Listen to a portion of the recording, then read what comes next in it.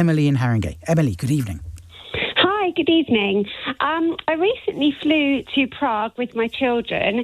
We flew with the same airline there and back. We flew with our same cases there and back. On our return journey, the airline, which I will not mention, did not like our cases, and they said they weren't compliant.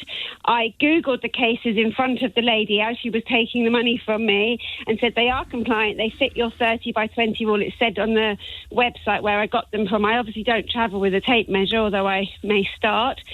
They insisted that me and my children were not getting on the flight unless we paid an extra £65 or euros each for the cases. And obviously, I had to do that because I had to get us home. They said, well, you can claim through the airline when you get home. They didn't want to give me a receipt. Then they gave me a receipt in the wrong name. It was a big hoo-ha. Got a receipt, claimed. They rejected the correct claim, and they're not even prepared to talk to me. I did ask my credit card whether they could help. They can't. I just wondered if there's anything I can do. Okay, so this isn't a credit card issue. No. First of all, it's going to depend on who's right.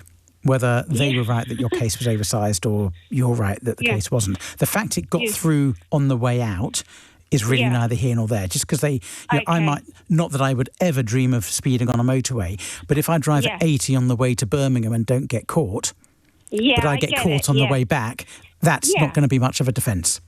Yeah, I get that. Yeah. Also, of course, when you repack did you buy anything in Prague? No, nothing it wasn't at all? the weight, it was the size. We just eat like nice food, and there was nothing really to buy. Maybe like a fridge magnet and a postcard. Okay. Nothing that was going to bulk it out. No. It's like a hard case, but it's a tiny case. And I showed her online, look, this fits your 30 by 20 by 40 thing. It goes in, it fits it, but she just didn't like it. Oh, it's not hold luggage, it's to go above your head. It's to go under the seat. It has to fit under the seat. Yeah, it's tiny. It's a tiny little case. We went for like 3 days. It wasn't like we literally took... So normally, Emily, what they do if you're disputing is they have those little metal racks and see if it fits inside. She said, put it in the rack, and I put it in the rack. The wheels came out, but they have this 5 centimetre rule that the wheels don't count as the 5 centimetres. And I was like, well, look, you can see. But she just wasn't having it. She just said, this is... And then another guy stepped in. It all got very heated, and I had to pay it. And there were people there with the same size cases that she was letting through. Yeah. Because we were all having a massive conversation about it once we'd all got through. And I was really worried. I just wanted to get on the plane. Yeah. No, and I understand how frustrating. And you know perfectly well she's being paid money for getting some extra.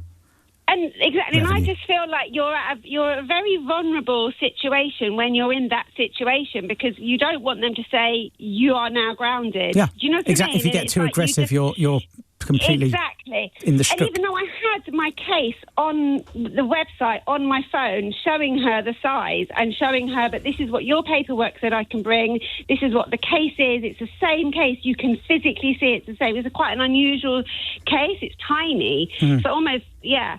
Okay. So you've said you've tried to deal with the airline. There's a couple of other options. First of all, was this a package holiday or did you just buy the flights? I just through Expedia, so I don't know whether that counts. I mean, it does count as a package, right? Because it's the hotel and it's the flight. That is a package holiday, but so a couple of options here. Number one, you can use Expedia's complaints process. Whether you get anywhere with that, I don't know. I know people who've succeeded with it. I know people who've really struggled with it. Right. But I think from memory, I may be wrong, Expedia is one of those services that will only communicate over email, and the replies smack of being generated by AI, not actually addressing the point. That's the experience I've heard from some people anyway. Okay. So that's one option. Option number two is to complain to the Civil Aviation Authority. You probably won't get very far, but airlines don't like being reported to the Civil Aviation Authority, and sometimes they'll just offer you the money in order to get you to withdraw your complaint. Shut you up. Yeah, exactly. Okay. Option number three, escalate it within the airline. Again, you're probably not going to get very far. This is legal theft.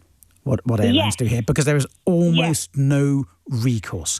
If you bang your chest and shout, you got this right, Emily, if you bang your chest and shout, they'll say you're aggressive and deny you boarding.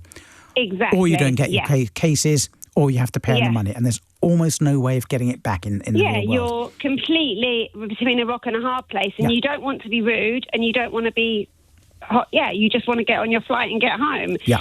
But yeah, okay, well, I'm going to do that. So I'm going to do Expedia, and then I'm going to do the civil aviation thing that you said. All right. Amazing. Emily, good luck. Will you either call me or text me and let you know how you get on? 100% I will. Thank you very much.